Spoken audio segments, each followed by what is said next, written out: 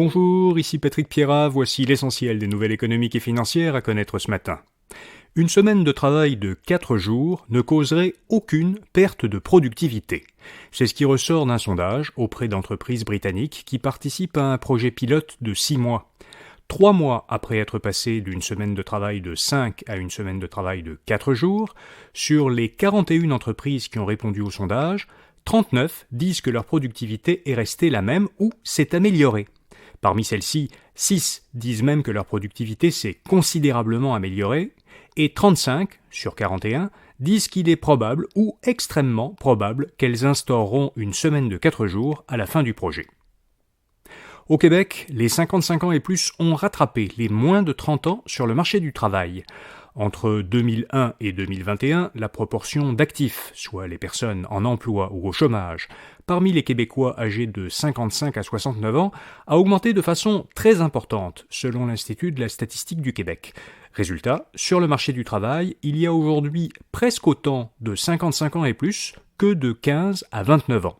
Pour comparaison, en 1986, il y a 36 ans, le ratio entre les deux groupes était très différent. Il y avait alors 4 travailleurs de moins de 30 ans pour 1 travailleur de 55 ans et plus.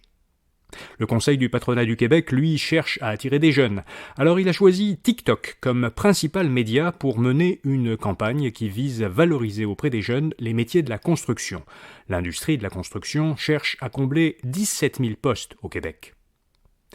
La Banque Scotia aura bientôt un nouveau PDG. Brian Porter, qui dirige la banque depuis 2013, prendra sa retraite fin janvier. Il sera remplacé par Scott Thompson, qui est actuellement administrateur de la banque et PDG de Finning International, une entreprise de Vancouver qui distribue de l'équipement lourd, donc un domaine quand même très différent du secteur bancaire. L'indice boursier américain Dow Jones est maintenant lui aussi le signe d'un marché baissier après avoir cédé un peu plus d'1% hier. Un marché est baissier lorsque l'indice qui lui sert de référence descend de 20% ou plus depuis son dernier sommet. Pour le Dow Jones, ce sommet date de début janvier. Depuis le début de l'année, l'indice S&P 500 a lui reculé de plus de 22% et le Nasdaq de plus de 30%. Apple fait produire son nouvel iPhone 14 en Inde. C'est un changement important pour Apple. Depuis longtemps, l'entreprise faisait fabriquer en Chine ses téléphones de dernière génération et en Inde ses modèles plus anciens. 2 raisons pourraient expliquer ce changement.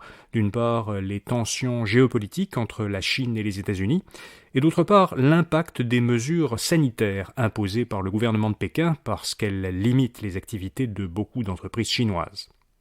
Et puis le service Apple Music deviendra l'an prochain le principal commanditaire du concert du Super Bowl.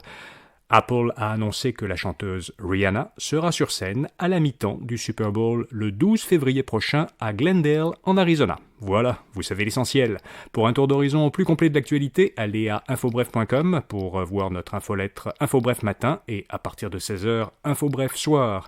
Vous pouvez bien sûr vous abonner pour recevoir gratuitement par courriel ces 2 infolettres quotidiennes. Rendez-vous demain matin pour un autre bulletin audio Infobref à faire. Bonne journée.